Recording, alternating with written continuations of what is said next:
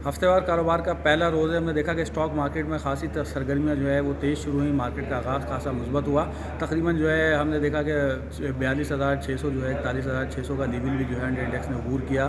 तकरीबन जो है 250 पॉइंट्स का इसमें इजाफा देखा गया। इस वक्त तकरीबन 100 पॉइंट्स के करीब इंडेक्स में इजाफा देखा जा रहा है। जबकि दूसरी तरफ हमने देखा कि ओपन मार्केट में आज डॉलर जो है वो दोबारा गिरने के बाद फिर तेज़ी से बढ़ा है और ओपन मार्केट में डॉलर इस वक्त जो है वो ₹5 इजाफे से 305 रुपये के ऊपर ट्रेड कर रहा है। जबकि जो है हम देख रहे हैं कि जो है वो 302 रुपये में लिया जा रहा है, जबकि गुज़िश्ता रोज़ 297 रुपये में डॉलर ख़रीदा जा रहा था और जो है आज हम देख रहे हैं कि 302 रुपये में ख़रीदा जा रहा है, जबकि 305 रुपये में इसकी फ़रोख्त हो रही है। अगर हम इंटरबैंक मार्केट की बात करें तो वहाँ पे बहुत ज़्यादा डॉलर की कीमत में इजाफा देखने में नज़र नहीं आ रहा। वहाँ तकरीबन 22 पैसे का इजाफा है और तकरीबन 286 रुपये के ऊपर इंटरबैंक मार्केट में डॉलर ट्रेड कर रहा है। जो हमारी बात हुई करेंसी डीलर से, तो उनका ये कहना था कि स्टेट बैंक ने जिस तरह ऐलान किया था तो उसके बाद हमने देखा कि मार्केट में 18 से 20 रुपये की कमी देखी गई।